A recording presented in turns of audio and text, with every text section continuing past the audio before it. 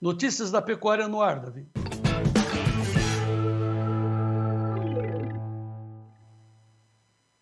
Muito bem, Sérgio Braga. Você quer começar com a análise do mercado de preços do boi ou deixa para o final? Antes vamos falar dos problemas da peste suína africana que está atingindo as granjas da China. Qual é a pauta? Boa tarde, João Batista. Boa tarde a todos que nos acompanham nessa edição do Tempo e Dinheiro. Eu acho que podemos começar pelo que vem da China, que vai interferir diretamente nas negociações do mercado do boi gordo. João Batista, só para poder lembrar, quando a gente fala da China, lembra do alto embargo imposto depois daquele caso de febre de encefalopatia espongiforme bovina, lá no Pará, etc., descartado, né, garantida a sanidade aqui no Brasil pela Organização Mundial de Saúde Animal. Mas temos um problema seríssimo que vem da China, na própria China, em que voltou a dizimar, a peste suína africana voltou a dizimar dezenas, milhares e até chegou às principais granjas do país, granjas de suínos, João Batista. Ou seja, peste suína africana chegou por lá em 2018, 2019, favoreceu, inclusive, impulsionou as importações de carne bovina aqui no Brasil. Foi aquele período em que nós tivemos um avanço nas exportações de carne bovina, de suínos para a China,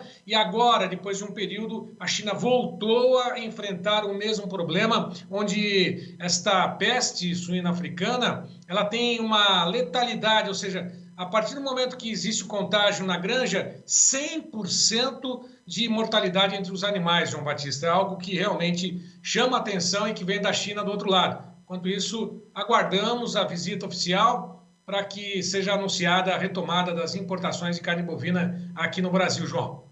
Pois é, mas falando de peste suína ainda, se a gente conseguir manter a nossa sanidade nas granjas brasileiras, isso vai dar um impulso para os preços da carne suína no Brasil e para as exportações. Não é mesmo, Sérgio? É exatamente isso, né? A questão da sanidade não se dá só apenas nos casos isolados, como ocorreram aí, foram prontamente identificados e esclarecidos, no caso da EBB, né, que é a encefalopatia espongiforme bovina, enfim, o mal da vaca louca que foi descartado, mas também riscos com relação à própria sanidade das nossas granjas. Os produtores aqui eles são muito bem atentos, eles não deixam de fazer aquele tipo de visitação, produtores de suínos. É lógico que enfrentam ali uma situação de preços altos, de custos, mas é uma outra história. Mas todos estão atentos a esse tipo de situação para evitar problemas, inclusive no contágio ou possível contágio. Sabe-se lá o que pode acontecer, né, João Batista? Nunca se sabe se pode existir também a chamada teoria da conspiração num momento como esse, né? Tá. E a gripe aviária?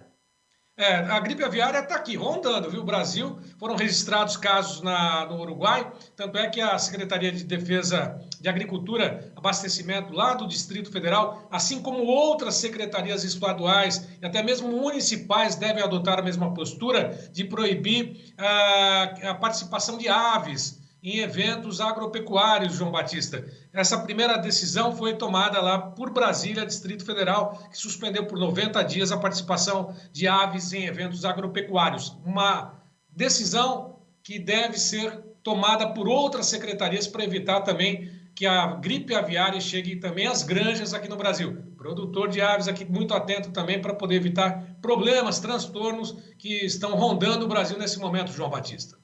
Vamos falar então da proteína vermelha. Como é que estão os preços do boi gordo, Sérgio, nesta sexta-feira? É aquela situação que a gente entende que vai ser uma oportunidade tanto para o setor de suínos quanto para o setor de proteína animal, carne vermelha, essa gripe aviária, aliás, essa peste suína africana, que quanto antes a China vai ter interesse de voltar às compras e quanto antes vai também começar a importar para poder retomar os estoques de proteína de suínos, no caso aí a proteína dos bovinos também, né? Carne suína, carne de bovinos também. O fato é de que o mercado segue nesse momento preços estáveis, no mercado físico, até mesmo altas pontuais, sendo registradas em algumas regiões, estabilidade na referência aqui de São Paulo, mercado futuro já refletindo possibilidade de ganhos lá na frente, e aí está o resultado, março 284,30, praticamente nos mesmos patamares, mas pelo menos um movimento de alta hoje. Março, 284,30, sobe 0,11. Abril, 294,50, 0,41, está da mesma faixa. Maio, 293,30. Junho, R$293 por arroba 2% de alta. O indicador CPE está bem em linha com o que acontece no mercado, que segue travado, R$278 por arroba ontem, 278,90. Só lembrando mais uma vez que com esse movimento da China, as ações negociadas das grandes indústrias frigoríficas listadas na Bolsa tiveram uma bela alta valorização, João. E os negócios desta manhã, Sérgio? Bom, mercado físico, 12 altas de 32 praças. Rapidamente, Davi da Luz está aí. Começando lá pelas altas, sudeste do MT 239,50, 241,50 no prazo. Noroeste do Paraná, 276 à vista, 278 no prazo. Paragominas, 244,50 à vista, 246,50 no prazo. Região sudeste de Rondônia, 224,50 à vista, 226,50 no prazo. João. Grande Sérgio Braga, boas informações.